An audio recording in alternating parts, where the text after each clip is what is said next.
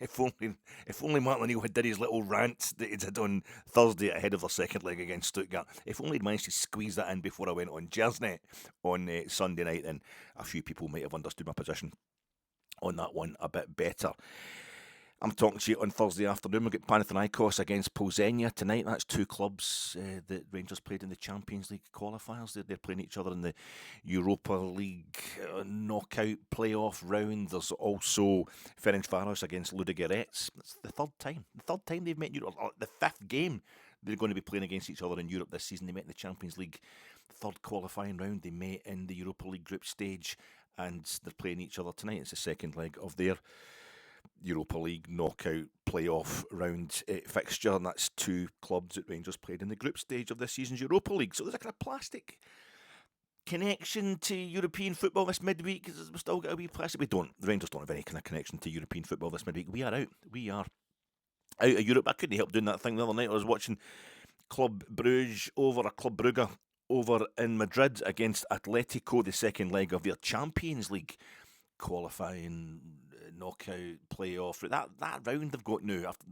the Swiss system that's been brought into effect by UEFA. This is the second season of it. They've got this really strange kind of round. We miss it out all the time. Even before they brought it in, before they brought in the Swiss system, before they brought in the 36 team group stage, we were missing it out under Philippe Clement, going straight through to play Benfica the season before last. And then last season we went straight through to the last 16. But this strange little intermediate round I've got after the group stage, I saw that Club Brugge had held Atletico Madrid 3 each at home, and then I thought it was 1 each at half time. It was a tea time kick-off on Tuesday night, the second leg of that game. I'm thinking, this is going to make Rangers look fantastic. People aren't going to laugh at us anymore for that 6-0 down we took in Belgium this season, because Club Brugge are obviously going to win the Champions League. You know, and I sat down to watch the second half with my tea, with my dinner, and Atletico Madrid scored 3 goals without replying and utterly cuffed them. So and Atletico Madrid are nowhere near being a favourite to even make the final this season of the Champions League. So we're 2 or 3 removes from being the kind of European club we would want to be. But it's nice to get a little plastic connection, like an ancillary, a little secondary feel of some sort of involvement for Rangers in all the big European games that have been played this midweek. And you also, there's a point to this, and you also had they got Hauge, the fellow that scored the first goal for the remarkable, amazing Bodo Glimt over in the San Siro, their second leg against Inter, putting out Inter last season's finalists. Well, he's played the last 20 minutes of normal time and all of extra time against Rangers in the 2022 Europa League final for Eintracht Frankfurt. So he's played for Eintracht Frankfurt. They'll say, the ex-AC Milan player scores against Inter. You're thinking, the Bodo Glimt thing that used to be really local and all that, and they're signing all these big name players, new guys that have played for Eintracht. I think he's played in Belgium as well. He's played for AC Milan, so they've got a big star striker now. They're kind of ruining the cuteness, the coziness of what they were doing. The guy was born in Bodo. It's because he'd played like 100 times for Bodo Glimt by the time he was like 19. In the Norwegian top flight, that he was able to go out to, they could sell him for big money to German Bundesliga clubs. He gets moved to Serie A, and that's him back now, 26-year-old, probably made an absolute fortune, and he's coming home, and he's going into the last 16 in the Champions League with Bodo Glimt. They're absolutely remarkable, and they're wearing that kind of Livingston kit. It's a Livingston kit from 2 seasons ago, isn't it? The all yellow, which a bit like Villarreal, you would think it's stink. It's not a very good kit, but the minute they start doing the things they are doing, Bodo Glimt, and they remind me the way they play football, that kind of overpowering, just outrunning, telepathic understanding of where each other are going. It's really intricate running off the ball, which leads to deceptively simple looking moves, but beautiful flowing moves when they're attacking. Their touches, it's one touch moves, they're taking one touch and shooting, and it's beautifully executed. They're so tightly organised, and maybe it's that. Maybe it's the telepathic thing, and maybe it's the fact that they play like there's a summer season. Don't mean a summer season at Blackpool. I mean, the Norwegian, obviously the weather in general in Norway is far too brutal in the winter for them to have a season that goes from autumn through to spring. So they have the season right through the summer, the football season there, a bit like they used to have in the Soviet Union. When Dynamo Kiev, it's like, Ketil Knutsen looks the opposite personality of Valery Lobanovsky. He's as healthy and cheery looking as Lobanovsky looked, like an absolutely foul-tempered alcoholic. but the football those two teams have produced, it's really, really, really, really identical. Basically, it's breathtaking. It's gorgeous to watch. It's almost robotic. And you watch the highlight. I'll try and put a link up to this. You can watch the highlights of Dinamo Kiev taking Atletico Madrid apart in the 1986 European Cup Winners' Cup final in Lyon, the old Stade Gerland, in Lyon, just destroying them all, like blocking, becoming, 1975 Ballon d'Or, and he becomes in the 76 Ballon, no, 75, Beckenbauer 76, he becomes, another one of those players that scored in two different Cup Winners' Cup finals, having scored in the 75 Cup Winners' Cup final as well against Ferencvaros, but then he becomes Dinamo Kiev manager, and then we played them 18 months later and beat them at Ibrox in Europe, and it's fantastic. But they're all locally sourced. The Soviet Union kept things locally sourced. Guys all had to be from the same kind of area, the same country. And you've got Bodo Glimt, who I think they've got about 4 Danish players in the team, maybe 1 Nigerian, but the rest, the whole squad's Norwegian. And it's as small as beautiful, and I think we're getting the same thing at Motherwell. We're getting that kind of Scandinavian influence at Motherwell this season, that same style. It's mesmeric football. It's absolutely beautiful, and it's proof that I would say it's certainly not easier to get that level of success. No Norwegian team has ever reached a European final. Bodo last season were the first ones ever to reach a European semi-final in the Europa League, but the proof that if it's sometimes quite good if you're a smaller team, there's no great pressure on you and you just concentrate. And Livingston have done that short term against us on Sunday. They do it every time we play them, almost, particularly in Livingston, just back in the top flight this season. They're clearly going to get relegated. Well, I don't know if it's that clear, because they've definitely got a bit better this season under Marvin Bartley. He's just recently taken over as manager, but it's not a major criticism for Rangers not to be able to beat them. But that thing of them sticking together and fighting tooth and nail in the yellow kits, and they've got a bit more Borussia Dortmund. See, Borussia Dortmund, Atalanta needed last minute heroics and a whole lot of drama to beat Borussia Dortmund. Put Borussia Dortmund out of Europe a few years ago. We scored 4 goals against them in the Westfalen, and Dortmund, never mind scoring 4 goals against them at home. We put them out by a couple of goals. It was quite easy, basically, putting out Borussia Dortmund for Rangers, but I saw Borussia Dortmund in their kind of stinking all-yellow kit last night in Bergamo getting punted out of Europe again. Atalanta saving it for the Italians, but it's just redolent of, again, that kit, redolent of Livingston's kit a few seasons ago. The all-yellow, just redolent of that. Small is beautiful. Let's just keep it all locally sourced. We've only got a certain budget, and it's all about the coaching, it's all about determination, it's all about the application. Should be the same for Rangers, but it doesn't work out like that, does it? And I've got to say, well done to Livingston. I watched the game back again, and they were phenomenal in the way they applied themselves. How you doing, folks? This is your Fat Eck. The media have radicalised you against referees, and Michael Stewart is your hate preacher, but I'm here to re-educate you in this camp that you're perfectly free to leave anytime you like after I've signed your release papers. Livingston at Almond Vale, debrief pod with slight hints of building up towards Celtic at Ibrox.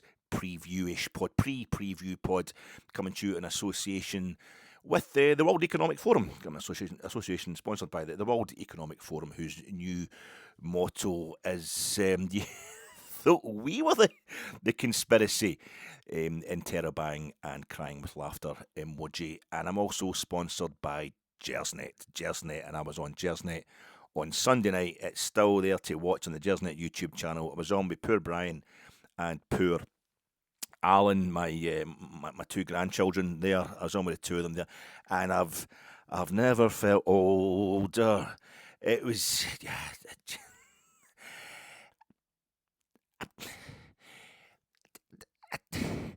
it just comes a point you give up, Alec. Give up. You probably have given up already in the start to this podcast, but the sticking up for VAR, sticking up for referees, it's just no. It's a young man's game, and I'm far too. I've never felt more 56. I don't know what you're like when you're on. This is YouTube. You're watching this on, and you'll get sent stuff by the algorithm. I'm also going to put up a link to Angine de Poitrine. You've probably seen them already. They're doing the rounds on the internet. it's one of the things that makes me pretend that I'm young again. Is it KEXP? KEXP. It's a kind of non-profit radio station that now mostly does YouTube stuff. Is most famous for the YouTube stuff, the promotion of bands. They're from Seattle, Washington. KEXP, but they do these great gigs, sets, sessions. Not like John Peel. You got a John Peel session. They do that thing KEXP, and they film it, and it's beautifully filmed, and they've got a smashing kind of set up this twinkly studio that they film these bands in, and like Sleaford Mods, the ideal band for a guy, like an old guy like me, but they're doing kind of younger stuff. Whatever, it makes you feel like you still got some sort of connection to contemporary music. A lot of bands on, I think Cool and Shaker were on it as well. The older bands making a comeback and stuff like that, and it's beautifully recorded. It's always really good sets, quite addictive. But probably because I've watched a few, is it KEXP? I think it might be. And they sent, I got sent, sorry, by the algorithm, this Angine de Poitrine, who are from, it's two guys, there's a guitarist and a drummer, and it's a double neck guitar thing where it's bass and guitar, but that's the least of it. That's it. I'm just going to put a link up in the description, and you can watch them, and it will blow your mind. I might be bored of it by Monday. I might be embarrassed that I ever showed any interest in it by Monday. It's as much, they're as sinister as they are hilarious. They're as comedic as they are mind-blowing. The music, I didn't know, am I getting this wrong? Is this actually just rubbish? And I'm thinking it's better than it really is, because I don't know, because I'm a musical idiot. I'm all sorts of idiots, but I had to look into it. So I think they should get them on at Ibrox. I'm sorry, St Phoenix, but I think this is who should come out on Sunday. They were filmed in Rennes. KEXP supports that. There's a festival, music festival every year or so in Rennes in France. So obviously but they're from Quebec, the Quebecois, they'll be able to speak French, live in the francophone world, although angine de poitrine, which means, I looked it up, and I think it means chest pain. No, angina, coming from the same root as angina, probably something to do with like maybe having a mild heart attack, and that's what they gave me in the best possible way when I first saw them. It's their aesthetic, the way they're dressed. Now, you need to see it. Don't me describing it, and they have a wee language that they speak to each other, but it's not going to make any sense to anybody. And they do a little thing that they worship a gold kind of pyramid triangle as well. It's all very Masonic, and they're the other in Rennes, which is the city where Rangers began their only ultimately successful European season. Willie Johnston scored their last goal in the 1971-72 Cup Winners' Cup. He scored the last two goals for us. I think Colin Steen got one in the same game in the final in the Nou Camp against Moscow Dynamo, but Willie Johnston also opened the scoring for us and scored the first goal of our campaign, which was away to Rennes. Is it Route Lorient, the stadium is? But I thought it's a bit like Leeds Road, Huddersfield. It's got the name of a local rival. And Lorient, or a rival in Leeds, a rival to Huddersfield, but obviously Huddersfield have moved. But that's Billy Johnson scored, and this is Rennes. I thought that'd be Rangers link there, but they also do quite Masonic stuff. This band, Angine de Poitrine, and it's quite good. But the music's amazing. So I thought, is it amazing? I don't know. I'm probably too old. And I looked at. There's not a lot.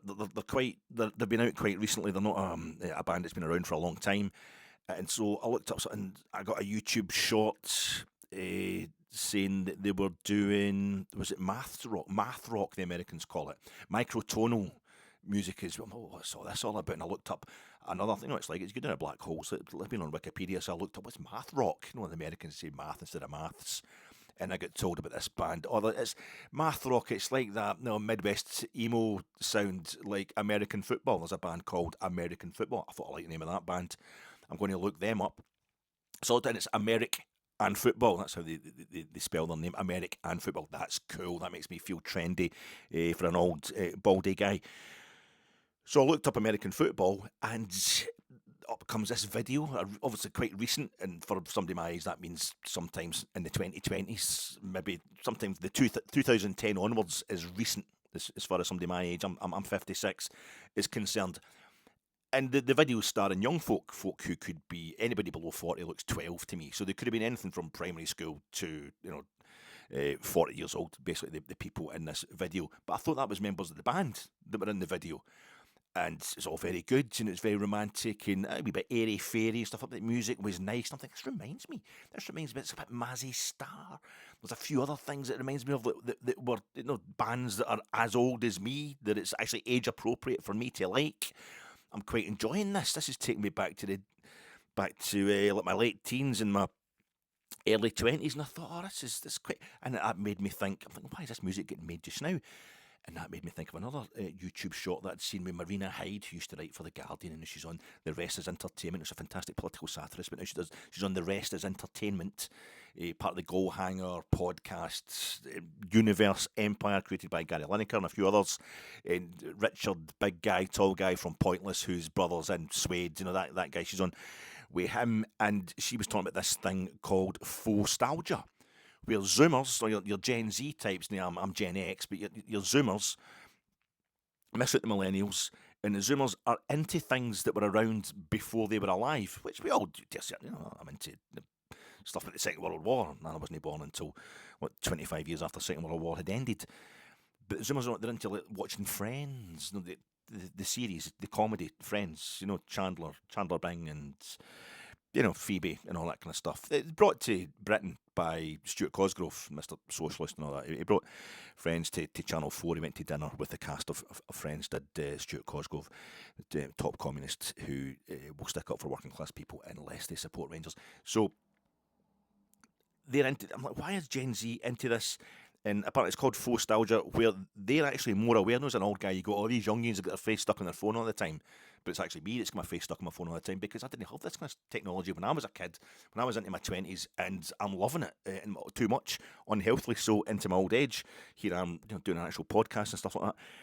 But the young folk who've grown up, is World Wide Web 2 or something like they call it. I can't remember what they call it. The second phase, where you've got all sorts of interactive stuff on your phone. They're aware. They're perfectly aware, the kids, of how toxic it is to have stuff created by AI and just everything's generated through your phone and to be doom scrolling. So they're doing a thing called friction maxing. And the use of the term maxing, I found out, is really dangerous, because that comes from incel culture, maxing, so fuck that bunch of wanks. But they're doing this friction maxing, which is make life more difficult for yourself. Go out and get stuff on vinyl. Now, I've got vinyl behind me there. I'm trying to get you into Angine de Poitrine the same way I got a Ardrossan and Salkits. I broke you too at Ardrossan and Salkits. I think I was the only person that had been allowed to stay up late enough to watch the Red Rocks concert on the tube late on. It was a Friday night, and I went and got the album at John Menzies. So somebody else must have, I suppose, whoever put the album in John Menzies and Salkits stocked that, must have. John Menzies broke U2 in Ardrossan and Salkits, and considering what U2 went on to do, I should probably be apologising for that. But maybe I'm going to break Angine de Poitrine to the Fat Egg, the Fat Egg crowd, the Fat Egg viewership. But I've got vinyl because that's all there was when I was buying the vinyl. I'm not doing it. It's not like I'm doing it to be trendy or anything like that. It's just as soon as stuff moved on to CDs, I got that, and then I knew I've not bought any actual kind of music as such for years since I've been able to get it on the internet. So, but these kids now are doing it. They're buying stuff on vinyl, which was outmoded before they were born. But they're buying vinyl on that because they want to make life difficult. They want to get off the internet. They want to get off their phones. And they're into stuff that was. They're nostalgic about stuff that was around before they were born. And I thought, this is what this is. This is why this band, American Football, sounds so. Like my generation, when I was, they've got a kind of Weezer vibe to them. And Weezer are the same age as me. And so I watched this video, and then there's another. Automatically, the algorithm pulls up a concert by American Football. Oh, watch this. I thought it was a spoof. I thought they were being really arty at the beginning of the concert when it was like an interview with members of the band. I thought, oh, they've put their dads in.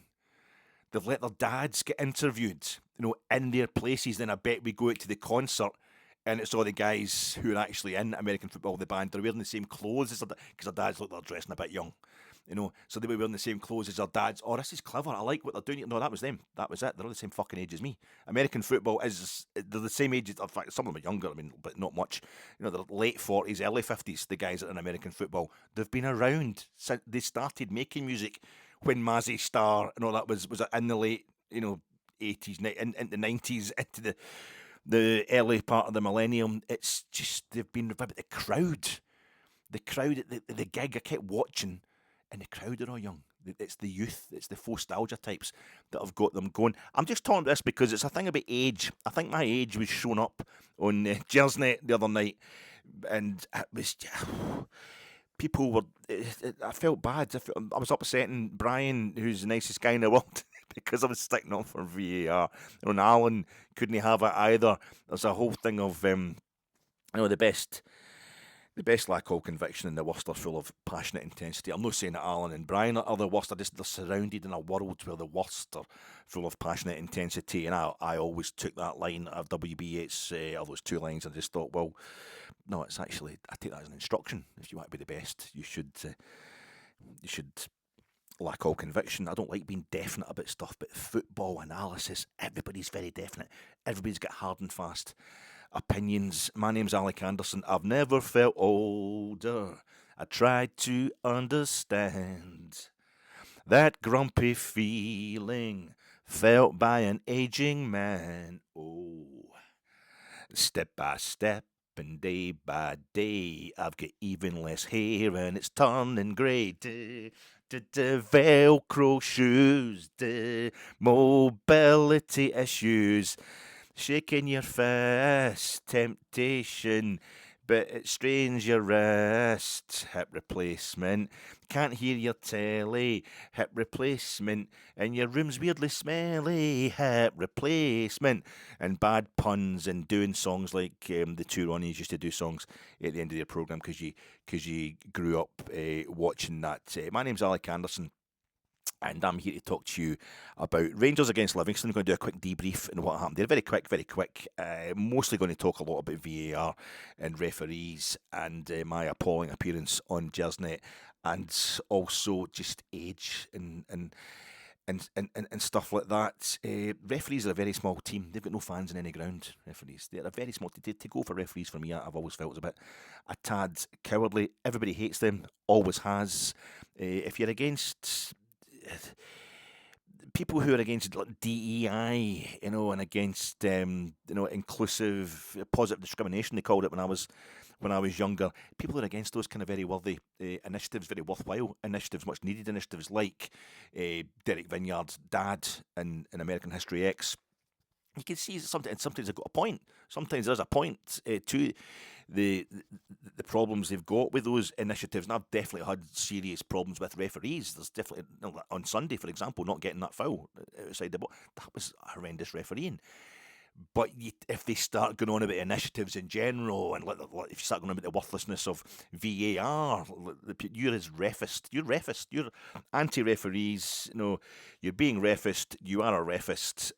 You've always hated referees. People who hate VAR tends to mean they've always really hated referees anyway. In this country, like refugees, this country would be nothing. Like immigrants, this country would be nothing. Football would be nothing. It wouldn't happen. It wouldn't go ahead without referees, and nobody defends them. Nobody's sticking up for them. Except your worthy woke types like myself, and we get hated as well. Hated for not being hateful enough. Get to the point. Boom. One-touch opinions. That's all people want to hear. It's like, it's a disgrace. VAR's a disgrace. The whole thing's fallen to pieces. Is it? I was watching John Berntal, who played a white supremacist, a Jewish guy as well, and he's played a white supremacist in Shot Caller, Nazi lowrider, whatever, Aryan Brotherhood type person, and that prison movie, and he's in that thing His and Hers. It's recent on Netflix, 6-parter, should have been 4 parts, wasn't it? But he started after the first couple of episodes, I think this is absolute nonsense, but third, 4th episode, this is quite good, it's good fun, and it turned to, it's old folk. Anyway, I'll not get into that in case you've not watched it, but they were making references back to their stuff that happened in their childhood, the main characters in that, and they're having sex and stuff. That's pure sexy. It's supposed to be, wasn't it? Anyway, sexy, but supposed to be pure sexy, and you're watching it, and that's another thing, you get older, you're watching love scenes and all that, until you're like, this is, God, I'm actually, can't remember when you were younger, you're like, I'd like to. But now, I watch that kind of stuff, and like they're going back to their childhoods, and the woman who's a journalist, the newsreader, whatever, she's going back to her 16th birthday in 2004. That's like nostalgia. 2004. I've been married for 5 years by 2004, so I'm old. I really am old. But I think it's not really an age-based opinion, I suppose, your attitudes towards VAR. I packed in the 5-a-sides when I hit 40. because I was running about kicking young boys. I was just basically kicking children. It was abusive. Do you know what I mean? The people that they were as young as like 38, 39. Some of the guys I was kicking, I just felt guilty, and I was just because I was raging because I could no longer. But I've always been a terrible footballer. Always been an awful footballer. So when I, started getting too old to be playing football, I really just got too old, fell off a cliff, and there's that option to go and then play five-a-sides with guys of the same age as it's playing works teams and all that, and there's a lot of mixed ages and that. And a few times I'd kicked young fellas because they were doing that thing of enjoying nutmegging me, and I mean, anybody puts the ball around me, it's like circumnavigating the globe. So fair play to them if they managed to get it on the other side. But it was just getting bad. I thought, this is going to stop. I was never that good if it's embarrassing, and I'm going to hurt somebody, or a gang of 14-year-olds are going to kick the shit out of me. So I stopped, and I thought, okay, well, I could play with older guys, but I thought, no, it's just because guys who are still playing into their 40s have always played football. They've always been pretty good, so it's just going to be as bad, and they'll kick me back, So as a coward, and that, I thought I have to just pack this in. It's getting, and I really miss it. I do miss. I watch the football. You've always got a wee thing in you that's enjoying watching football so much that you can't wait to kick a ball about, and it's not going to happen again probably. But so why don't you pack in podcasting, Alec? Because that's the thing I've always done. That's my thing that I've always done, and I don't know saying I've always been good at it, but I've always written articles here and there. I've always had plenty of opinions. I've always wanted to voice my opinions and articulate exactly how I feel, and I've always been Rangers daft, and I've always picked up knowledge about being a fan of football since I was 7 years old, basically. So that's why I've kept doing the podcast, because I feel I've still got something to offer, but you maybe disagree with that. But I'm on at Gersnet, and you can see Gersnet is a fantastic podcast, and I've given Gersnet a lot of my time and all that, and decided it was just I was being too me. People that you need a big team to do Gersnet, and it was fantastic. And Frankie and all the boys there gave me a fantastic opportunity to be on Gersnet and get into the whole podding thing and share my opinions. And you do that for a couple of years, and it's great fun and all that. And there's always been moments where you find you're disagreeing with folk, or mostly folk who are writing in and things like that. But I thought, I'm basically going a different way. I don't mean a better way or a worse way or anything like that, but I'm kind of going a different way. And as younger guys, you need fresh blood in there. I was kind of disagreeing with them a lot, and I thought, I'm being the old pain in the arse, you know what I mean? So I go in there on Sunday night like your granny or your grandpa would give you sweets and lemonade when you go in. I mean, a really pathetic single entendre, but it's unhealthy.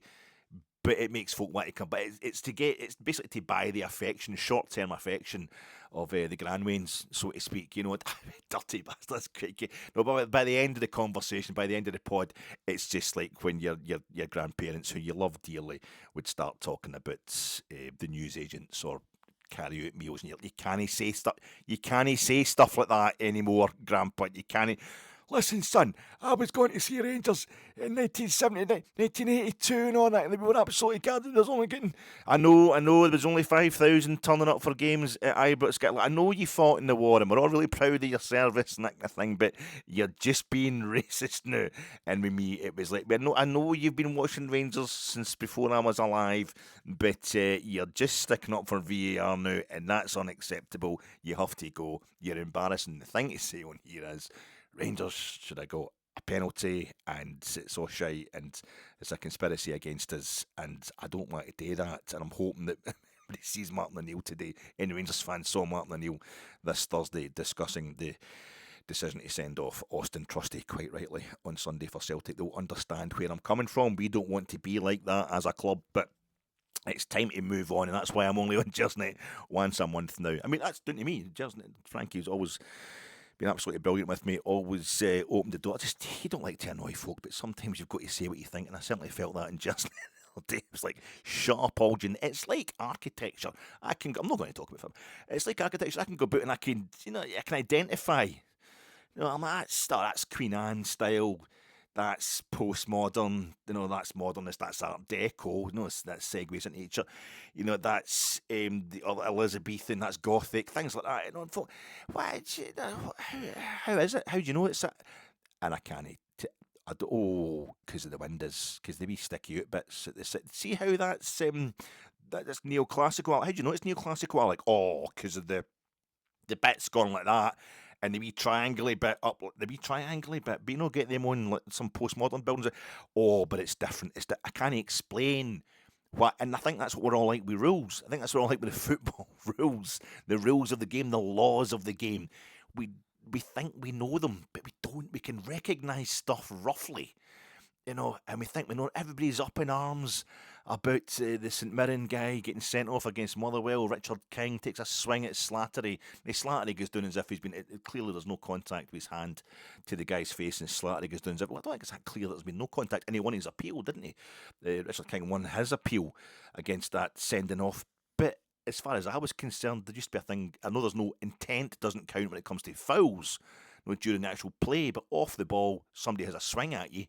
Doesn't matter if they connect or no. They've tried to hit you, and it looked like he was trying to punch the guy in the face.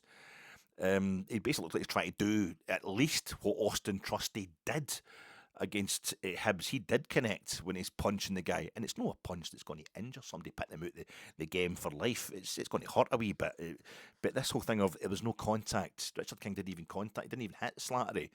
We don't know that 100%, but also I don't think he really husty. He's trying to fucking mad swing at him. They maybe decided that the swing wasn't that mad. They couldn't prove on a second, third look at it. With the review panel say, well, you can't really say that he's intending to hurt the guys. Maybe could just be he's trying to disentangle himself, so that they let his appeal slide. But I felt as if the uproar about it, this is a crazy decision, it's madness. I didn't think it was madness. But then that's me taking the bits of football rules that I understand. And this is something we have to understand. We don't understand. We are, as football supporters, we are up in arms, absolutely incandescent about decisions that we get or other teams get and we don't get, decisions that go against us all the time. I'd say 90% of us do not understand the rules. Clearly, some referees don't understand the rules either. But referees are part-time in a full-time world, and they're totally friendless, and they get one fucking show every month, the review show, to come out and, you know, give their side of the story, and they come out and they apologise for anything they got wrong. If what they got wrong only requires 1 half-hour show, which is basically like, you know, 8 incidents or something like that per month, that's basically the amount of incidents they're getting wrong out of all the games that are played. I think they're doing pretty well. Nobody's saying, look how great VAR gets it right all the time. Nobody ever notices that. And Rangers supporters, everybody on social media, etc., and Brian and Alan, that was, it's going to be the usual thing. This Mikey Moore getting brought down at the edge of the box against Livingston in injury time with the game at 2 each, with the Cammy Kerr taking his legs away from him. It's going to be the usual thing. We'll get an apology for it at the VAR programme.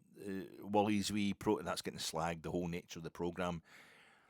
And that'll be it. We'll be move on, but it's too late to help us. Well, the same when we beat Livingston 2-1 at Ibrox. The same for Livingston when Big Fernandez played a bit of basketball in his own box. I remember watching that on the day. It was right up where I'm sat. And I'm like, he's just handled the ball in the box and it's play on, and it didn't get dug up by VAR either. And that was a clear mistake that benefited us against Livingston. And Livingston get no points from that game. He's got a point for this game, and the manager himself, or the head coach himself, Danny Rule, said most of it was on us. It's human error, and human error will still apply, but human error is how anti-VAR people want the entire game managed all the time. They want nothing but human error applying to the refereeing of a game. At least we're bringing it down to the 2 or 3. It's rare. It is rare, relatively, compared to the amount of games that are played, the amount of game time that is played, the mistakes that have been made by VAR. But this idea that there should be no mistakes whatsoever, that's ludicrous. And it's a kind of straw man argument. You're setting up a hysterical argument that's not the case. It's about improving it. It is about re-refereeing the games, because when there's terrible decisions should be re-refereed, and we will it gets flagged up. Referees are admitting there's clarity. There is admission of mistakes. They are shown us when they actually get it wrong. And yet that in itself is being slagged as well for them doing that. I just feel as if they cannot win, and without referees there will be no football. I made the mistake, or it was actual pleasure, on Saturday of watching St Mirren against Motherwell. and it was just because I was waiting for Manchester City against Newcastle to come on. So St Mirren's, it's on Premier Sport. And I made a wee joke at the start of it, I think it was on social media or something, saying, oh God, St Mirren against Motherwell, Michael Stewart's on co-coms, why not? You know, what could possibly go wrong? I was just joking. I wasn't going to let him spoil the fact. That's just me being silly. And I was watching St Mirren against Motherwell, and Motherwell was so amazing. They were so fun. I didn't even bother watching. It was like, need to watch what Motherwell are doing here. This is Bodo Glimt stuff they're getting onto here. Jens Berto Askew is bringing that kind of Scandinavian, small is beautiful, you know, not locally sourced, but sourced from the lower reaches of football. This team, he's transforming them. And I'm watching them against St Mirren, who had their own problems, St Mirren, but they were amazing. And it also puts a better spin on what Rangers did against Motherwell at Fir Park. It was a phenomenal thing, but Michael Stewart, I shouldn't have joked about it. It was almost unbearable. He referred to the Glasgow Derby, the upcoming Glasgow Derby, and of the games that Motherwell had lost, well, there was that one at Ibrox where they should have had a penalty at the end, you know, so that didn't really count as a defeat because that should have been a draw because he would have scored the penalty, obviously. It was, it's like, how's he still managing to have a go at us when I'm, what is it, just me? Am I being paranoid? So I just kept watching. Eventually, by half time, the second half kind of faded away. The game was done anyway, but I was chatting and having a drink and that by that point, so I turned it down. I didn't even see the thing with Richard King at the time, his sending off. I wasn't paying much attention at that point, and I couldn't take listening to Michael Stewart anymore.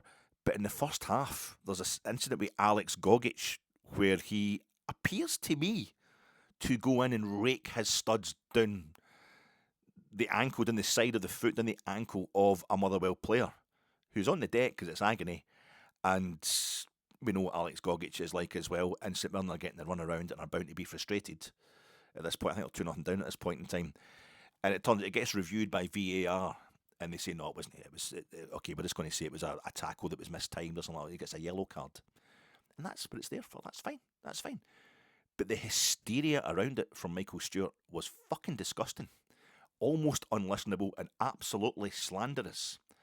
And it's typical of a lot of this is the, you know, I don't know, would you call it the top end of the dregs of the coverage of VAR by pundits these days, because it's great copy. It's great editorial copy. We didn't have technology, and it was like, oh, well, we need to bring in technology. Look at that decision. Look at that ball's a mile over the line. We need to get goal line technology. Oh, look at he's a mile offside. We need to get that kind of. That's a clear foul that's been missed. We need to get VAR in. We need to get. That was good for years, and then they brought it in. And obviously terror amongst the editors that the pundits might have to just analyse football, because most people who watch football don't know the fucking rules, don't really appreciate football, and are just there for, I want my team to win so I can gloat, and if my team don't win, I want to be outraged about something. These guys will feed you. They will feed you that, you know, in case you go and you start watching the curling or something instead. There's plenty going on with that as well, isn't there? The rules there, you know, they referee the games themselves. How's that worked out for them? You know, double touch. I mean, you need referees, but referees never they get one wee show every month to kind of explain themselves, and they get slaughtered for it. Michael Stewart, I think he was terrified. He's like mentally ill, because, and I'm starting to sound the same through watching him so often, but he sounds mentally ill, emotionally gone. He's so invested in VAR being the root of all evil that he started to hector VAR from his commentary position, because I think he realised that looks like it could be a sending off. I can actually understand why the guy's been sent off, but VAR's going to have a look at it, and they've corrected it, so it's all worked out fine. This is how it should go. The referee's not really that wrong, but VAR's just corrected it to perfect. And I think he realised this is why VAR's here, and it's going to demonstrate why VAR's a really good thing. So he began this thing of, how can I still have a go at it? It's not quick enough. And he literally shouting, hurry up! Hurry up!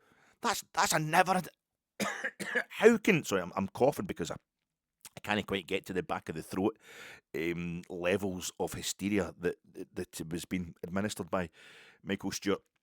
How can that ever be a sender? How can anybody think that's possibly a red card? That's pathetic. And I'm like, he's basically raked his studs down the side of the guy's ankles. I think he did fucking mean it. No, but it's not provable as such. Intention can't be proved.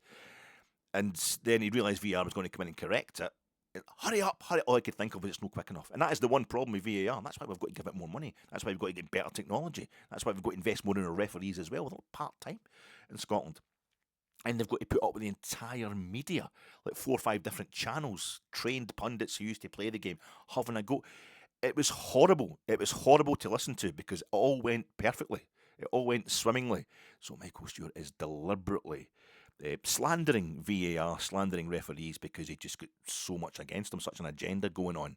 And it was horrible. And I'm thinking, does he not realise that that's his football has supplied his entire livelihood? His livelihood since he was a young man, failing at Rangers, and then he goes on. He's got his playing career, and he's a pundit. This slagging of referees who can't stick up for themselves. They don't get to come out the day and say to Martin O'Neill, "Shut the fuck up." You know, you absolute scumbag. Why? So that's that whole kind of. It makes me automatically want to defend referees and defend VAR. And as I said in Jersey the other night, if you go into non-league games and stuff like that, going to juniors as we used to call it here, West of Scotland League or whatever, Lowland League, Highland League, etc., and it gets much more personal because there's only sometimes the crowd's like a few dozen at tops. Even then, they're just there. It's a knee-jerk thing. It's a social need. The people turn up wanting to berate a referee. It's a safe way of shouting at somebody face to face who's within your earshot, who can't do anything about it. They can't do it. And some of the stuff I've seen and heard is absolutely disgusting. Clydebank fans, again at Cumbernauld side, like, walking down the side of the track and telling our linesman he should be ashamed of himself, his family think he's a failure. Stuff like that. It's like, I'm going to intervene here. I'm going to end up saying something because this is fucking beyond the joke.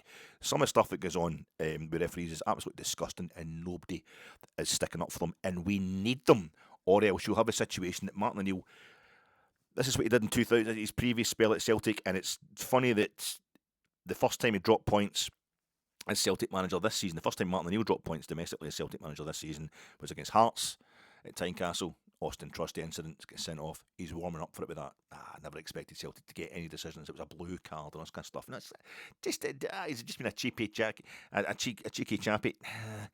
And then they get beat for the first time under his tenure. You know, obviously they lost games under Wilfred Nancy, but Martin O'Neill loses a game for the first time at the weekend, and we come out with this today, which was just vile. It was just absolutely vile, and this is all I expected of him. And I got so excited that I ended up posting a whole lot of abuse to him on Twitter, which I realised I only go into Twitter to post abuse to Elon Musk and Donald Trump, because that's in Farage and other stooges. And I was talking about the football, and I was, oh Christ, no, I meant to do that in Blue Sky. And I lost it, so it's maybe me it's got a problem. But the little general, talking of Martin O'Neill, the little general, Dick ADVOCAAT, he's retired or packed it in as a Curaçao manager, having got them to the World Cup for the first time in their history this summer, so he won't be the manager when they play at Hampden in May. That's good news, because I'll not have to listen to Scotland fans who don't support Rangers using any excuse to slag Dick ADVOCAAT. It's a total shame, because his daughter's ill. He's retiring. He's 78 years old now, Dick ADVOCAAT, but he's retiring from Curaçao. Won't get to lead him at the World Cup because he wants to look after his daughter, who's ill. So I hope she has a full recovery, and I hope everything goes okay there. I'm talking of refism. Shouldn't be making jokes like that. When we have racism, you've got JD Gassama and Manny Fernandez receiving horrifically racist, just disgusting Instagram posts. I think it was replies to Instagram posts after the game against Livingston. It's horrendous, absolutely horrendous, and I hope the two of them are okay, and much love to those two players. I could go on about it, but I need to know who's sent it and all this kind of stuff. It's brutal. It's absolutely horrible, and it's heartbreaking stuff, and nobody deserves that. A sort of bake-off, stand up to cancer, was on Channel 4, and Louis Theroux was wearing a jerkin that I got about 10 years ago from Marks and Spencer's, and I thought it was like, that's an old man's jerkin. I can't wear this. This was like when I was in my 40s, and he's Louis Theroux, who's a bit of a scumbag himself and whatever, but has unearthed some great things in his journalism career. So that was great. What else did I need to talk about? The Celtic ticket, £53. I'm not just here to slag Celtic. I will slag my own club. £53 for a fucking ticket against Celtic in the Scottish Cup. That's £53. Are you kidding me on? Season ticket holder. You know, us folk that bought the season tickets through COVID and all that when there was nobody in the stadiums, and a lot of football fans did that for their club, not just Rangers supporters. Absolutely horrendous. It only costs us £44 to see Roma. And they're real Romans. None of these plastic ones that turn up with their wee Vatican City. In fact, Roma have got Romulus and Remus on their kit. You know, they're the pagan, the full glorious, proper glorious Rome they're representing. And £53 to see Celtic. By that point, that'll be the 4th time this season I've seen Celtic in the flesh. And what's going to be a season where we'll play them 6 times. It's boring.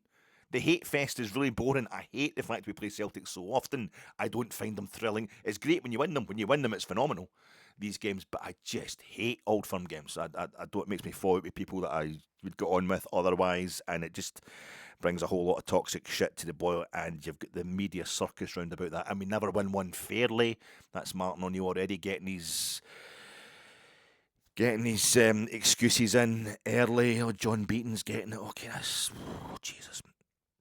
It's toxic. I've got to pay £53 to watch that shit, especially to see 7,500 Celtic fans back in Ibrox. I don't have to go, but I do. It's £44 a ticket. Was it £176 for the 4 Europa League group stage tickets? It was awful, that Europa League group stage campaign. But with the 2 League Cup games, Alloa and Hibs, these weren't the season ticket to pay for. I don't know how much it was. You've already had Annan and Queen's Park in the Scottish Cup, not big amounts, but you stick £53 top of that. I mean, I'm hoping I'm going to be paying another. What's it going to be for this? Probably £45 or something for the semi-final at Hampden, and you'll be lucky if it's £53 for the final. If we were to get to that, if we're to beat Celtic, if we're to go, I want to pay for more tickets this season, but it's just £53. Get to the season tickets is just like half the price of seeing all the games at Ibrox. I found it. Yeah, you're only here to see the Rangers, I know, but I'd pay £100. I'd probably let a Celtic fan have my seat. I'd have more Celtic fans in the stadium probably if I could be guaranteed we're going to scalp them in that Scottish Cup match, but it's not good. Any other news? I found out that Mood Indigo, this is probably going on my snagging list from my post-match reaction pod, Mood Indigo. It's I was thinking it was Duke Ellington tune, Mood Indigo, that we've named is it the 3rd kit? We've got the orange kit. We've also got the all-white kit. The white kit is like England in the 70s, England's Admiral kit in the 70s with the blue and red panels up on the shoulders. I thought that's a great kit. Why are we not wearing that? Is that not still part of it? Was that just last season that applied to? I thought it was this season, that kit. This kit we wore on Sunday, the one we wore against Bruges, the one we wore against Motherwell, we get awful results in this thing, and I thought, what bit's Mood Indigo? But it turns out the top bit, the lighter bit, it's Mood Indigo. It's an actual colour. It's not well, it's obviously probably named after the Duke Ellington tune, but it is an actual colour on the colour charts, and it's caviar. The bit that I think's black, the bottom half of that kit, it's caviar. It's nearly black, but it's caviar black. So it's very nice. It's very nice. Just a wee bit of news for you there. A bit of news for me actually. I'm sure everybody else knew that, and I didn't. Celtic hate VAR. My enemy's enemy is my friend. So don't ever think I'm just kind of naively loyal to VAR. I am, however, naively loyal to football being as fair as possible. As I said, Michael Stewart doesn't seem to know that his livelihood comes from football, and this stuff of continually making out that it's refereed poorly, that it's administered. But what's your fucking solution? What else do you want to do? I want to go back to him that it's refereed even worse. It doesn't make it. I don't want to sound like somebody who's been radicalised by Michael Stewart. Who seems to be like kind of hate preacher against, like most hate preachers, it comes from a bag of all too discernible neurosis. But rage farming, I think, is a social media age. The VAR is shit thing seems as bogus, kind of confirmation bias based as rage baiting and anti-vax, anti-masks stuff still during lockdown. It's bringing to a head the fact refereeing a game is difficult. It's difficult, yet the more transparency and accountability as referees show, the more rage and let's be honest, hate they receive for the next inevitable mistake. They're always going to make mistakes. It's just kind of grow up and get used to it. It's like being angry at the white lines on the pitch for not being drawn properly. If somebody's not drawn the lines, but that's sure. But it's like the corner flags or something. Refereeing's a part of the game that doesn't have I nearly said it doesn't have any bias towards either team, and you get laughed at for it. Of course it does. They're all bent. That's the stage we're at. Well, why are you going to watch the sport then? Why are you actually investing in the sport if it's just so bent? And I say most fans don't know the rules. No one knows the full the rules of the game, the laws of the game, or the protocols. We all just kind of cobble it together to see what we want. How often VAR gets it right far outweighs the mistakes, but only the mistakes seem to count when we're thinking about VAR. 2 minutes of people celebrating something they don't. If we get rid of VAR, it'd be like Brexit, like coming out of the EU. You get 2 minutes of people celebrating, the achievement of something they don't really understand the repercussions of, and then suddenly wondering why refereeing's bad again all of a sudden. If the VAR show is all the errors in a month from VAR, then it's doing a phenomenal job. And it isn't, but it isn't all the errors in a month, but it's most of the key ones. I get it. Refs, refugees in the world of football, they're going to shock jock and Overton window, moving the Overton window, so it's okay to be right wing these days. It's more acceptable as the Overton window gets moved over to the right hand side. Things which would have been toxic, I feel they still are toxic, but a few years ago now are just basically acceptable.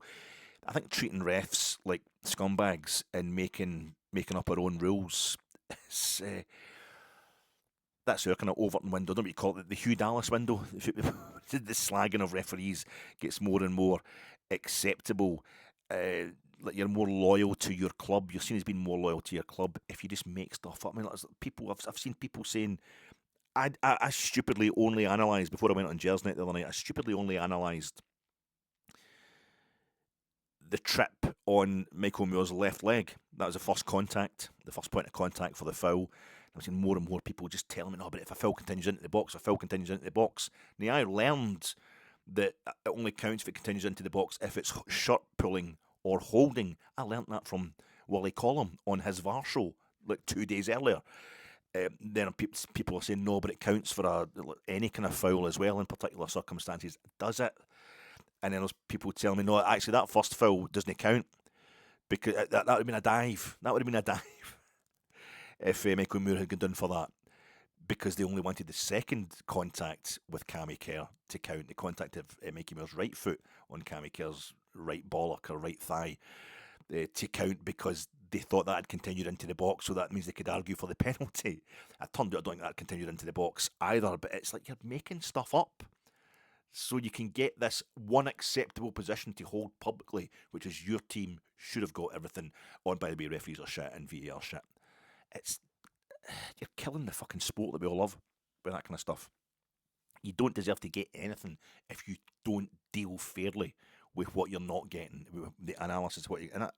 We should have got that foul from that referee, no doubt about it. But the protocols say that VAR can't intervene unless there's a red card or a penalty. I could see why they said it wasn't, but they thought it wasn't a red card. But what you're ultimately arguing for then, if you think VAR should have intervened there, you're ultimately arguing to give VAR more powers. Therefore, you like VAR.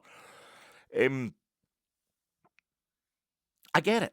I mean, I don't know any referees personally, and just like when all the kind of gamins started saying, if you love refugees that much, then why don't you let a few move into your house? I don't want any referees moving into my house. I'm not going to stick up for referees that much. I'm not going to take it that far. It is a lifestyle choice that I don't agree with, the referees, and nobody's born to be a referee. It's just people who are really shit at football. And didn't get picked for the school team, they're taking their bitterness out in the rest. I know that. I understand that. When you're in the company of a referee, if you're like a wedding or something like that, and say, or you support Celtic, you get a wee moment you go, but you're just sussing out the person. If it's a guy who just loves his team, we're all born to love a football team, and he wants to just talk about the football in general, and you'll be quite kind of, we'll be grown up about it. It's great. I love to hear from Celtic fans. I love to have a good chat with Celtic fans to find out what's actually going on at their place, and I'll tell them stuff about us. And yes. But if it's somebody who's like, oh, I didn't know I'd be sitting with a Hun, and use it all bigots and Masons and stuff like that, you're not going to make. That's just a personality thing. Referees, though, that's a lifestyle choice. They have, as Meg says in his Family Guy, they choose that. They choose that.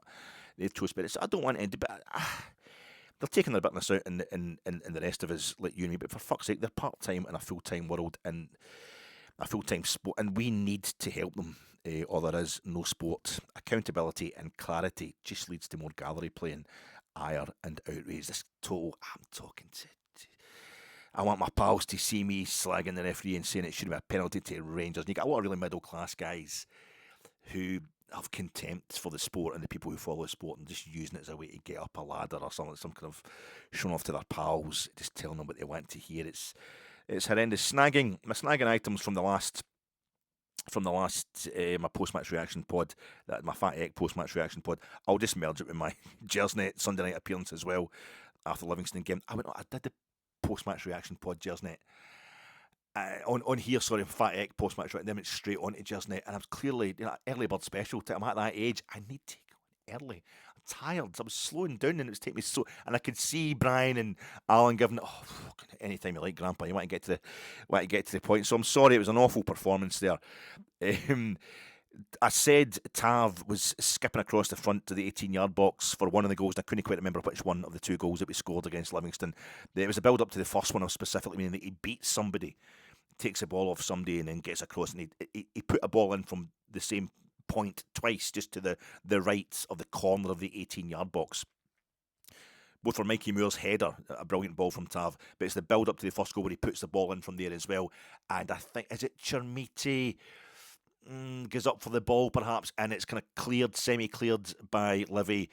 Bajrami tries to put it back in, and it gets knocked back out. Bajrami gets it again and tees it up for Emi Fernandez. So it was the first goal I was talking about. I turned also Chris Jack on Rangers Review, Joshua Barry on Rangers Review, Mike McCurry via Derek on Rangers Review, Dermot Gallagher, I know, but on Refs Watch on Sky, Martin Ramsey on Heart and Hand, no penalty.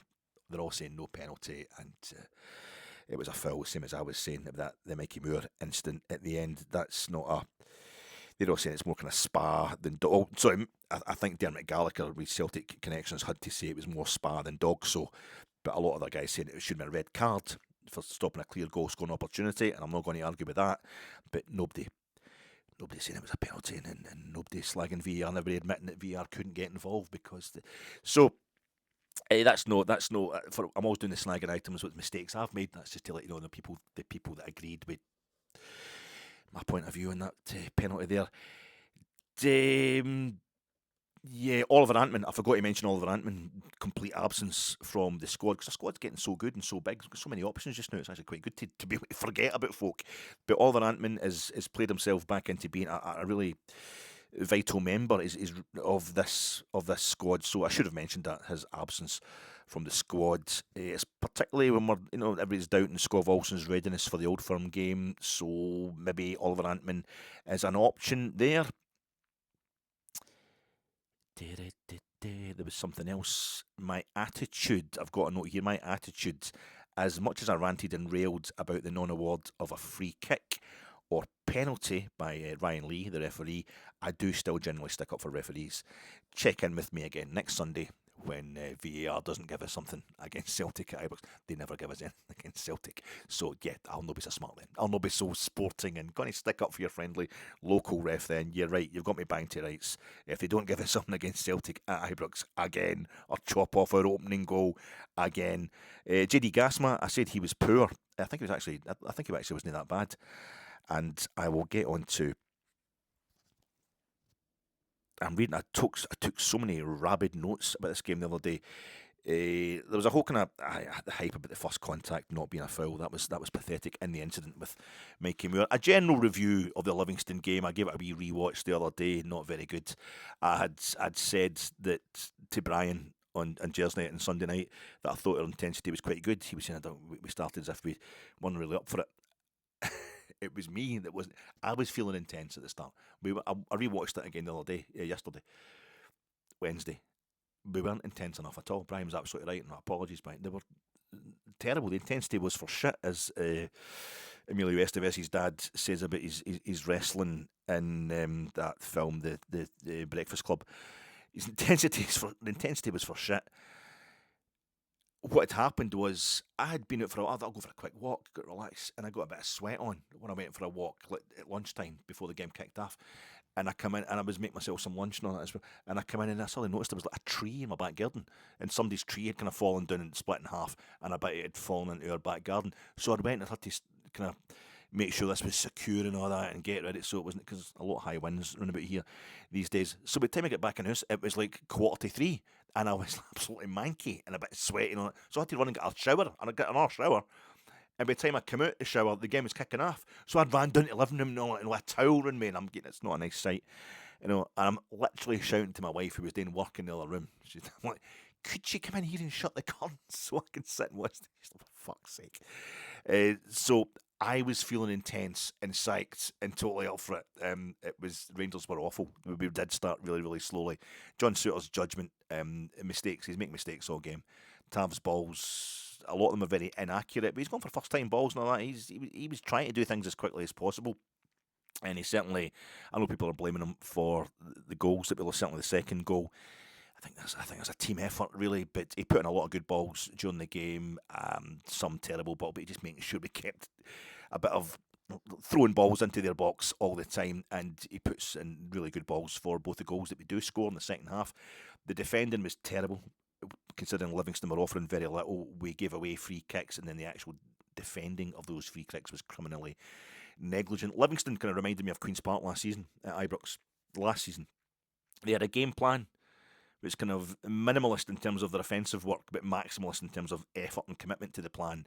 A lot of bravery in that plan, a lot of endeavour, and it worked, and our game plan didn't. We looked like we thought we could largely kind of go through the motions at this game, and obviously they haven't listened to Daniel. Daniel's trying to tell them how it's going to work, and they haven't listened to him. Chermiti is slack, but he does work hard. I think at times he's just slow. He needs a partner. He definitely plays a lot better with Nadiri up beside him, and that couldn't be helped because Nadiri was injured.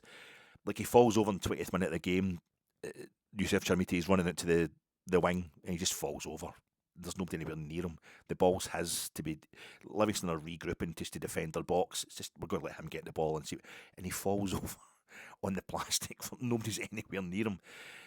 So it's stuff like that tends to happen to him a lot. But he's also in there and creating the havoc and using his presence. He definitely puts the effort in, does Big Youssef. He just needs a partner. The referee is terrible. Ryan Lee had a terrible game as ref. And he gave us 9 minutes of injury time, which is brave, considering the the pressure he'll get from across the way. He gave us 9 minutes of injury and he did send off a Livingston player who should have been sent off. It's not as if he gave us nothing. But there was lots of after the ball contact, in particular head collisions. Livingston were leaving their heads in there a lot as much, which is quite brave because it damages them as well, but it's kind of cowardly as well. You know, it's like you're playing football. You can, if you've got the momentum, you can put a wee nod, a wee tap onto somebody. Like Chukwuani and Raskin, we're trying to keep the game going. We want to keep attacking. But they're getting hit. They're lying down for a long, long time. The time wasting was out of order. From the 12th to when they scored their goal to about the 30 minute, it took us half an hour to the half-hour point. Basically, about 18 minutes or so before we'd end like an appropriate response. Our response to conceding that first goal was woeful. It didn't wake us up. It didn't make us go any harder. It was just with a few kind of free kicks that amounted to nothing, and Livingston still comfortably were getting up the pitch and even winning a corner and that kind of thing. The best thing that happened was Hibs scoring versus Celtic, and that was the best thing that happened in the 18 minutes or so after we conceded that first goal to Livingston. Smith, who scored the second goal, he was prevented from scoring earlier than that by Roman's kind of classy last-minute intervention. After we lost the ball in the sunshine or whatever. Mikey Moore eventually drew a kind of semi-spectacular save out of Prior, their goalkeeper, in about 29 minutes, 12 seconds. And we started getting a bit of a jog on at that point in time on a few corners, but our passing was terrible. Our recycling of the ball was so slow. It just absolutely awful. We wasted as much of our own time as Livingston did. Fernandes, I thought Miguel Fernandes was our most kind of regular attacking threat, getting slagged for a lot of woeful shots. But the ball he plays through to Gassama, gets a red card, and of course he scores the first goal of the comeback. A fantastic finish. Gassama, as I say, is not as bad. He's not as bad as I thought, having watched the game back. He's not supported. He's constantly standing up. One Livingston defender, two Livingston defenders, and just holding the ball up, and they're scared to go in on him because he will get past them. He's getting fouled a lot. He's getting back up and he's going for it again. I I think he actually does quite well, JD Gasmat, in that game. It was the 40-minute mark in the second half in the first half before we had any kind of real threat again with that goalmouth scramble where Chermiti should have lifted the ball high, but he knocks it into the pile of Livingston bodies. And even after that, they should have had another goal. They should have got more than there's a move Livingston had in the break before half time where they should have got more than a corner out of it. And yet, despite all this, we did 15 attempts on goal in the first half, only bettered by the attempts on goal we had in the first half of our game against Dundee United in October, which we also drew 2 each. That was Steve Smith was the temporary manager at that point in time, and Kevin Muscat was also favourite to be the next head coach. Didn't quite work out like that, thank goodness. We had more first half attempts on target than any other league match this season. Yeah, more than any other league match this season. This is all according to Ian Crocker. And the Livingston goalkeeper Prior had more saves in the first half versus us in this game on Sunday than in the previous 2 games against us this season. The second half, we start even more intensely, but we lose a goal even more quickly in that half than we did in the first half. We wore them down. We'd kept at it. We did get the red card out of them, a bit like a goal or whatever, but the difference, I think, was execution. We had 73% possession in that game. We had 31 shots on goal versus Livingston's 5. We had 14 shots on target versus Livingston's 3. Successful final third passes, 131. Livingston had 16. We had 131 final third passes. Our XG was 3.63.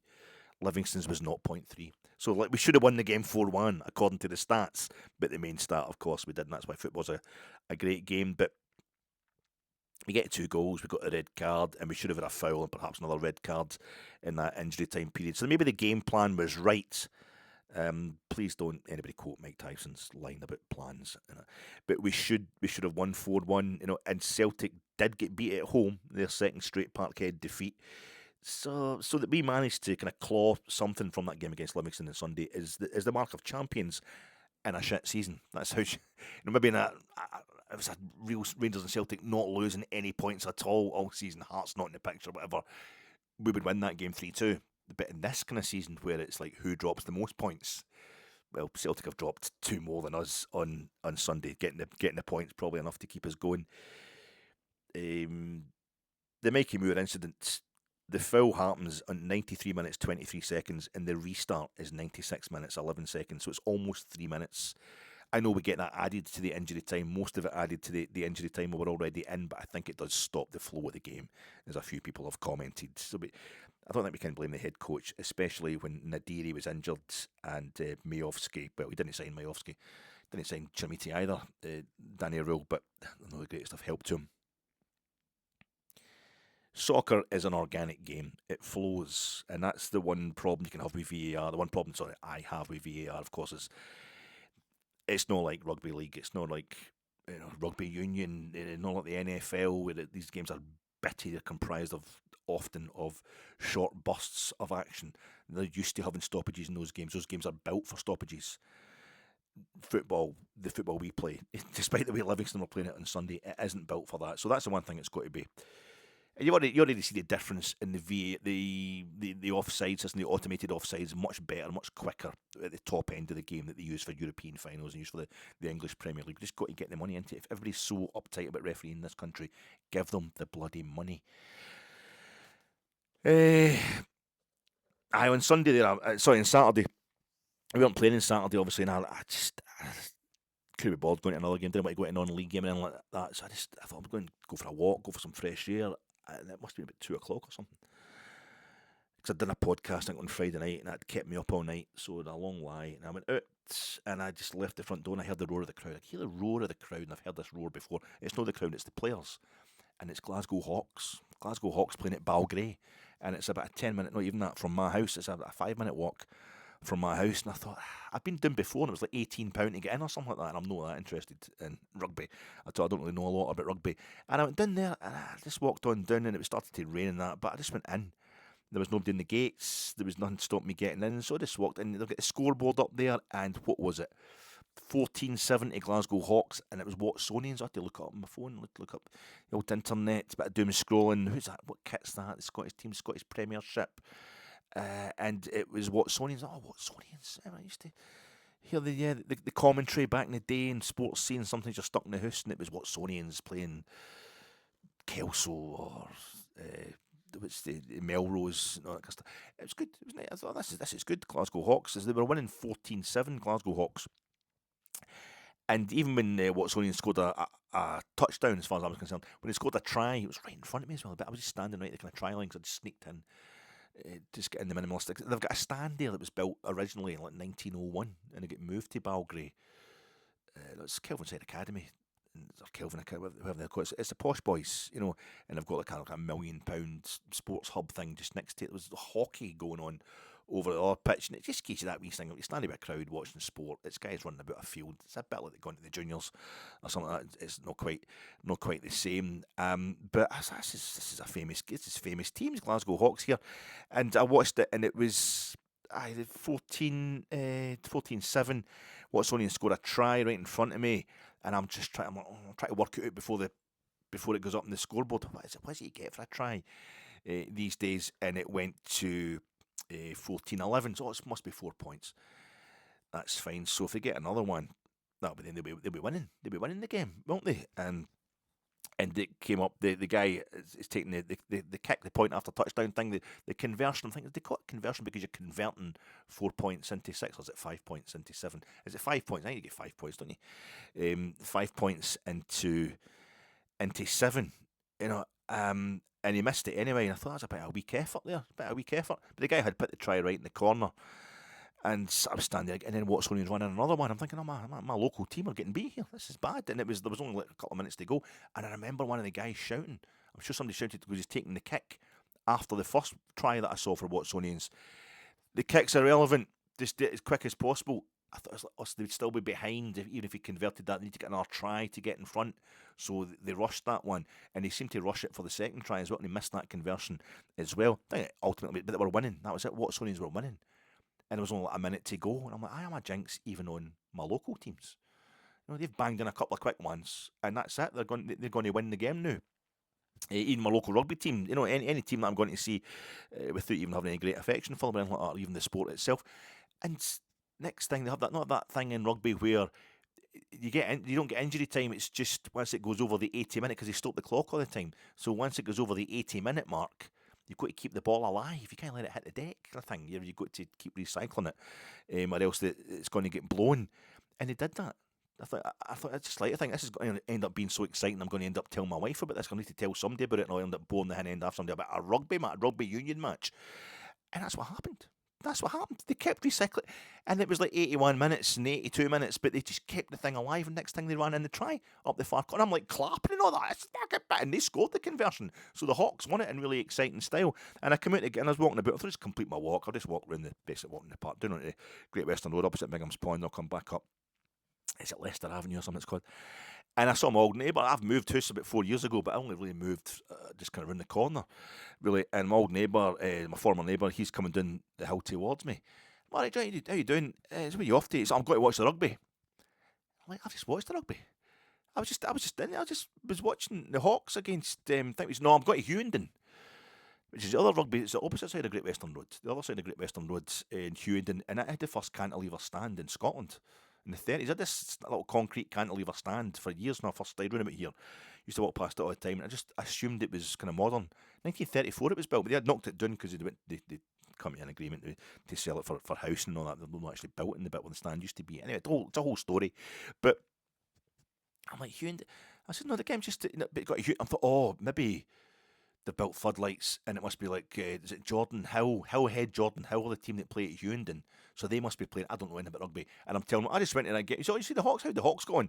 I'm thinking, does he hate the Hawks? Is that tension, between the rugby teams, the local rugby teams? Maybe I don't really know anything about rugby, but they scored an injury time winner. Well, that thing where they keep the ball up, and you can see him looking at me going, you don't know anything about rugby, do you? You don't even know how to describe what's happened there. So it was exciting. I just nipped in for the last half hour, and it was good. So I'm thinking, oh, right, so you're going to see Hughenden, go to watch the game. He meant he was going to the club at Hughenden. And I said, I'm not interested in rugby, but I see Scotland did quite well last week. He says, I like the international. I like in Ireland, they're beating England just now. They're hammering England. So, oh God. So I don't like the England. I don't mind the England football team, but I can't stand the England rugby team, so that's good. That's good that they're getting gubbed. That's always good to know. I do enjoy that. That's generally, but he's kind of looking at me and I kind of, and I'm thinking, what? And I'm like, but we beat England last week, didn't we? He said, oh, that was great. Murrayfield got a good record against England. Just a problem against everybody else. He said, I'm just going to do it again. I think, well, that's one enjoy. I hope Jordan Hill or whoever win it. But he was going to watch the fucking Scotland Wales. I didn't know Scotland were playing Wales at tea time. He's going down to the club to watch it with his mates. He's going to what he's a member of the actual kind of social club type thing they've got at Hume, and he wasn't going to watch rugby on the pitch out there. Jordan Hill Head weren't they playing? It was just, so I don't really understand what's going on, and I felt as if that's what happened on Sunday when I was watching Rangers and stuff that I do understand, or I think I do, and I care about. I had my last minute winner. I'd given it up the previous day. It was Glasgow Hawks had scored it in a fucking game I don't even care about, in a league I don't care about, in a sport I don't care about. They had scored this last minute winner, and it was a team coming for 2 down. But that was what's when came for 2 down. I don't feel Livingston in this equation or in this comparison. I don't really know, but the confusion just came in with the decision. The referee not giving it, and nobody knows. Nobody that's been slagging it at the top of their voice really understands what's going on, and I probably don't understand it either. Danny Rowell's interview after the game against Livingston, it's what he said to Luke Shanley in Sky Sports News was basically much the same as he said to the assembled media pack in the Livingston press room, and it was a real mix of kind of positivity and frustration, but he was very characterful, very alive. Danny Rowell, you'd expect him to be a bit downbeat, maybe raging. And if he was instantly turning it into, it's like he became a manager. He became that kind of, I need to put on a kind of performance unit, I need to keep this upbeat, I need to keep the momentum going. And he was blaming himself, and I was blaming Rangers for chucking it the game more than he was ever blaming the referee. But maybe he's heard the result from Parkhead, and that's cheered him up. Maybe he's more worried about Celtic than he is about Hearts. I think most of us are. But yeah, it was quite notable, his whole persona after this game. A mix, I say, of kind of frustration, but positive realism almost. An upbeat tone, not a time to beat ourselves up. The new side to him, I thought. I think he'd have sounded harsher if we'd actually won the game. I think it'd be more harsh on how we played if we'd nicked the last 101st minute winner. He'd realised that he had to kind of keep this positive, play up the positives, and just and move it on. I thought he said it was 2 points dropped. He admitted that straight away. We created chances, but exactly as he said before the game, he said this in the pre-match interview on Sky as well. Livingston are only going to get a few chances. They're going to get them from set pieces. They're playing for those chances. But he said, big respect to my players. So we have to be there. He kept saying this phrase, we have to be there when Livingston do that. And we weren't. We really weren't. He's told the team they're going to get a couple of chances with set pieces. Don't give them those chances. We did. When they get those chances, make sure we defend them. We didn't. So what are you going to do? But big respect to the players, he said, for getting the point, for his own players, for coming back from 2 goals down. That we tried to get the points was good, but big respect and thanks to praise to our supporters who stayed with us and helped us. But this is the race. This is what a title race is like. He's trying to say it's frustrating, yes, but we tried everything. We put 3 centre forwards on the pitch. By the end, he did do that. The big question mark over the Mikey Moore incident, and he's saying it was a clear foul, so that then should have been a penalty or a red card. But above all, we had 90 minutes to score. We had basically the whole game. We had more than 90 minutes to score. Key moments. He says key moments can affect the title, but also we had chances to score. He didn't want to blame VAR. He didn't go for VAR. He went for the referee, but also for his players. What did you learn about your team today? Luke Shanley asked them. That we have personality, character, but we have to be there when Livingston create chances. And then he did the whole thing about we were 6 points behind, then 3, then we went from 5 points behind to 2 points. Now we should go from 4 points behind to 1 point. It's a good line, and I think it explains exactly what we're doing here. I think it's 2 steps forward, 1 step back. We hunt until the end, he said. There's 10 games to go.